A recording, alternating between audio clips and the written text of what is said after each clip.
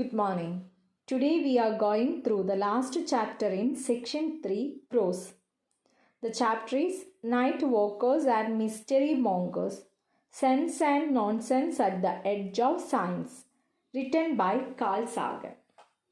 Let's begin with Carl Sagan.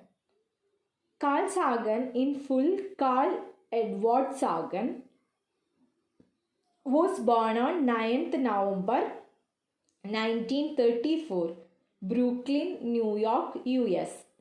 He died on 20th December 1996, Seattle, Washington. He was an American astronomer, planetary scientist, cosmologist, astrophysicist, astrobiologist, author, poet, and science communicator. His best known scientific contribution is research on extraterrestrial life, including experimental demonstration of the production of amino acids from basic chemicals by radiation. Sagan assembled the first physical messages sent into space, the Pioneer plaque and the Voyager Golden Record, universal messages that could potentially be understood by any extraterrestrial intelligence that might find them. Sagan argued the now accepted hypothesis that the high surface temperatures of Venus can be attributed to and calculated using the greenhouse effect. Initially, an associate professor at Harvard and later at Cornell from 1976 to his death, he was the David Dengen Professor of Astronomy and Space Sciences at the later. Sagan published more than 600 scientific papers and articles and was author, co-author or editor of more than 20 books. He wrote many popular science books such as The Dragons of Eden, Broca's Brain, and Pale Blue Dot, and narrated and co-wrote the award-winning 1980 television series Cosmos: A Personal Voyage. The most widely watched series in the history of American public television, Cosmos has been seen by at least 500 million people across 60 different countries. The book Cosmos was published to accompany the series. He also wrote the science fiction novel Contact, the basis for a 1997 film of the same name. His papers containing 5,95,000 items are archived at the Library of Congress. Sagan advocated scientific skeptical inquiry and the scientific method pioneered exobiology and promoted the search for extraterrestrial intelligence. Short form of Search for Extraterrestrial Intelligence is SCTI. He spent most of his career as a professor of astronomy at Cornell University, where he directed the Laboratory for Planetary Studies. Sagan and his works received numerous awards and honors, including the NASA Distinguished Public Service Medal, the National Academy of Sciences Public Welfare Medal, the Pulitzer Prize for General Nonfiction for his book The Dragons of Eden and regarding Cosmos: A Personal Voyage, 2 Emmy Awards, the Peabody Award, and the Hugo Award. He married 3 times and have 5 children. After suffering from myelodysplasia, Sagan died of pneumonia at the age of 62 on December 20, 1996. A popular and influential figure in the United States, he was controversial in scientific, political, and religious circles for his views on extraterrestrial intelligence, nuclear weapons, and religion. Sagan wrote the article live for the 1970 printing of the 14th edition of the Encyclopedia Britannica from 1929 to 1973. Sagan attended the University of Chicago, where he earned a bachelor's and a master's degree in physics in 1955 and 1956 respectively, and a doctorate in astronomy and astrophysics in 1960. From 1960 to 1962, he was a fellow in astronomy at the University of California, Berkeley, and from 1962 to 1968, he worked at Harvard University and the Smithsonian Astrophysical Observatory. His early work focused on the physical conditions of the planets, especially the atmospheres of Venus and Jupiter. During that time, he became interested in the possibility of life beyond Earth and the search for extraterrestrial intelligence, a controversial research field he did much to advance. For example, building on earlier work by American chemists Stanley Miller and Harold Urey, he demonstrated that amino acids and nucleic acids, the building blocks of life, could be produced by exposing a mixture of simple chemicals to ultraviolet radiation. Some scientists criticized Sagan's work, arguing that it was unreasonable to use resources for SCTI, a fantasy project that was almost certainly doomed to failure. In 1968, he became the director of Cornell University's Laboratory for Planetary Studies. He became a full professor there in 1971. He helped select the Mars landing sites for the Viking probes, and he co-designed the messages from Earth that were attached to the Pioneer and Voyager probes that were launched out of the solar system.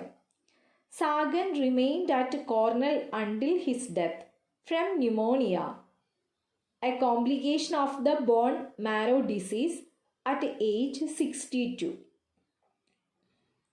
Although Sagan did important research on planetary atmospheres in astrobiology and on the origin of life on Earth, he made his reputation primarily as a spokesman for science and a popularizer of astronomy. In the 1970s and 80s, he was probably the best known scientist in the United States. Both an advocate for a showman of science, he invested much of his career in improving public understanding of science and defending its rational nature. In 1973, he published with Jerome Agel The Cosmic Connection, an extraterrestrial perspective, which earned him prominence as a popular science writer. The following year, he confronted the American writer Immanuel Velikovsky in a public debate over Velikovsky's theories of the history of the solar system. In 1980, Sagan co-founded the Planetary Society, an international non-profit organization for space exploration. That same year, he reached the height of his public fame with the television series Cosmos, which he wrote with his wife Anne Druyan. The accompanying book with the same title became a bestseller. It was followed by several other books including the science fiction novel Contact. It was published in 1985, which in 1997 was made into a successful film, and Pale Blue Dot, a vision of the human future in space. Sagan sometimes used his prestige for political purposes, as in his campaign for nuclear disarmament and his opposition to the Strategic Defense Initiative of US President Ronald Reagan. In 1983, he co-wrote the paper that introduced the concept of nuclear winter, a catastrophic global cooling that would result from a nuclear war. Sagan was also co-author of The Cold and the Dark, The World After Nuclear War. It was published in 1984. A tireless advocate of scientific rationality, he argued strongly against tendencies towards pseudoscience and occultism, most comprehensively in his last major book, The Demon-Haunted World. It was published in 1996, significantly subtitled Science as a Candle in the Dark. Although he denied that he was an atheist, Sagan expressed skepticism about conventional religion, which he wanted to replace with a scientifically based belief system. Some critics claimed that Sagan's arguments against traditional religious beliefs were simplistic and revealed his lack of theological insight. I already told you Sagan received numerous awards and honors, including the Pulitzer Prize for Nonfiction in 1978 for his book The Dragons of Aden, the National Aeronautics and Space Administration's Distinguished Public Service Medal in 1977 and 1981, and the Oersted Medal from the American Association of Physics Teachers in 1990. In 1994, he was awarded the Public Welfare Medal by the National Academy of Sciences, but he never succeeded in becoming a member of that prestigious academy. ഖഗോള ഭൗതിക ശാസ്ത്രജ്ഞൻ, ജീവശാസ്ത്രജ്ഞൻ, ഗ്രന്ഥകർത്താവ്, ശാസ്ത്രപ്രചാരകൻ, വാനശാസ്ത്രത്തിലും മറ്റ് ജീവശാസ്ത്ര ശാഖകളിലും ജനങ്ങളുമായി സംവദിക്കുന്ന ആൾ എന്നീ നിലകളിലെല്ലാം തന്നെ call Sagan വളരെ പ്രശസ്തനാണ്. ബഹിരാകാശത്തേക്ക് വിന്യസിച്ച ആദ്യ ഭൗതിക സന്ദേശങ്ങൾ സാഗൻ്റേതായിരുന്നു. 600-ൽ പരം ശാസ്ത്ര പഠനങ്ങൾ പ്രസിദ്ധീകരിച്ച അദ്ദേഹത്തിൻ്റെ പുസ്തകങ്ങൾ സ്വയം എഴുതുകയോ മറ്റുള്ളവരുമായി ചേർന്ന് എഡിറ്റ് ചെയ്യുകയോ ചെയ്തിട്ടുണ്ട്. തീർച്ചയായും ജനപ്രിയ ശാസ്ത്രഗ്രന്ഥങ്ങളായിട്ടുള്ള the dragons of Eden, Broca's brain, pale blue dot എന്നിവയെല്ലാം നിങ്ങൾ നിർബന്ധമായും ഓർത്തിരിക്കണം. ഭൗമേതര ജീവശാസ്ത്ര ശാഖയുടെ ആദ്യ പഥികനായിരുന്നു കാൾ സാഗൻ. അതുകൊണ്ട് തന്നെ ഭൗമേതര ബുദ്ധിവൈഭവത്തെക്കുറിച്ചുള്ള പഠനത്തെ അദ്ദേഹം വളരെയധികം പ്രോത്സാഹിപ്പിച്ചു. Night walkers and mystery mongers, sense and nonsense at the edge of silence is an article by Carl Sagan.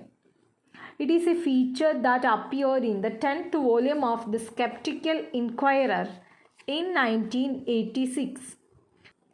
Skeptical Inquirer is the official journal of the Committee for Skeptical Inquiry that publishes 6 times per year critical scientific evaluations of all manners of controversial and extraordinary claims. All of you please take the page number 116 in your textbook. Let's begin. Carl Sagan started this essay by telling the life of a conman. Who is conman? A man who tricks others to get money. In Greece of the 2nd century AD, during the reign of the Roman Emperor Marcus Aurelius, there lived a master conman named Alexander of Abondicus. Marcus Aurelius Antonius was a nephew, son-in-law, and adopted son of Antonius Pius, Roman emperor and a Stoic philosopher. Conman, I already told you, man who tricks others to get money. Alexander of Abondicus, Alexander the Paphlagonian, was a Greek mystic and oracle and founder of the Glycan cult that briefly achieved wide popularity in the Roman world. So here, Carl Sagan started with Alexander of Abondicus, who claimed that he could receive messages from a god named Glycan. Alexander of Abondicus lived in 2nd century during the reign of the Roman Emperor Marcus Aurelius. He was a handsome, clever and scrupulous. Scrupulous means without moral principles. Alexander of Abondicus was a handsome, clever and scrupulous. He was totally unfair. Sometimes he rushed into the marketplace naked except for a gold-spangled loincloth. By shaking his long loose hair and climbed into a high altar and delivered a long speech. When he reached into the marketplace, he was naked except for a gold-spangled loincloth. Gold-spangled means covered with gold. Loincloth means cloth worn about the hips, especially in warm climates. He wore gold-spangled loincloth. Shaking his long loose hair acted just like fanatics. Fanatics means a person with wild enthusiasm, especially in religion, Madhabhrantan. He rushed into the marketplace naked except for a gold-spangled loincloth and also scimitar in his hand. Scimitar means sword. He had a curved knife in his hand when he reached in the marketplace. Then he started to act like a fanatics in the name of Cybele. Cybele, a nature goddess of ancient Asia Minor. Then he climbed into a high altar and delivered a long speech, predicting the coming of a new and oracular god. In his speech, he revealed that, or he predicted that, the coming of a new and oracular god. Then he rushed to the construction of a temple. Then the crowd followed him. There he discovered a goose egg in which he had already sealed up with a snakelet. Snakelet means baby snake. He took the goose egg and he just opened it Then he announced that this baby snake is the new god. Then he returned to his house for a few days, and then he would be seen entwined with a large serpent and convinced the crowd that the snake had grown impressively with the days. Actually, the serpent was a large and docile variety which he had got for this purpose. Docile means easily trained. He bought this special kind of snake for this purpose, to trick others. The serpent was very big and it was very easy to train. That's why we can call it as a docile variety. So he deliberately selected this snake. The snake was outfitted with a linen head for somewhat human face. He showed the snake in dim light because then no visitor could stay for long or inspect the serpent very carefully, and named it Glycon. He selected a dim room for this purpose. There is a specific reason to select this dim room. What was the reason? I already told you. Then only it would not be cleared for others. Then he claimed that the new god would answer any written questions which is delivered in a sealed envelope. When all the crowds are gone, with a neat plan, he would peek into the sealed envelopes to find out what his clients were asking and attach responses to them. The reputation of the oracular serpent spread wide. People came from nook and corner. Nook and corner means mukkum moolayum. If a rich people reveal some secrets, means he blackmails them. The result was he got a lot of money and also earned a huge name. Today we went through Carl Sagan in detail. Then we just started his article Night Walkers and Mystery Mongers, Sense and Nonsense at the Edge of Science. I already told you he started this article by telling the life of a conman, Alexander of Abondicus. വളരെ ഈസിയായി train ചെയ്യാവുന്ന ഒരു പാമ്പിനെ വെച്ചുകൊണ്ട് ജനങ്ങളുടെ ആശങ്കകൾക്ക് ഉത്തരം നൽകുക എന്ന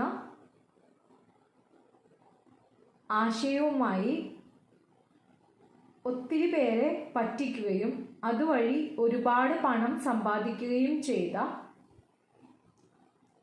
അലക്സാണ്ടർ ഓഫ് അബോണ്ടിക്കസ് എന്ന കോൺമാനെ കുറിച്ച് പറഞ്ഞുകൊണ്ടാണ് കാൾ സാഗൻ ഈ ഒരു ആർട്ടിക്കിൾ സ്റ്റാർട്ട് ചെയ്തിരിക്കുന്നത്. I think all of you went through the life of the conman Alexander of Abondicus. All of you please go through till the first paragraph in page number 117 in your textbook. We will continue the article Night Walkers and Mystery Mongers, Sense and Nonsense at the Edge of Science in our next class. Thank you.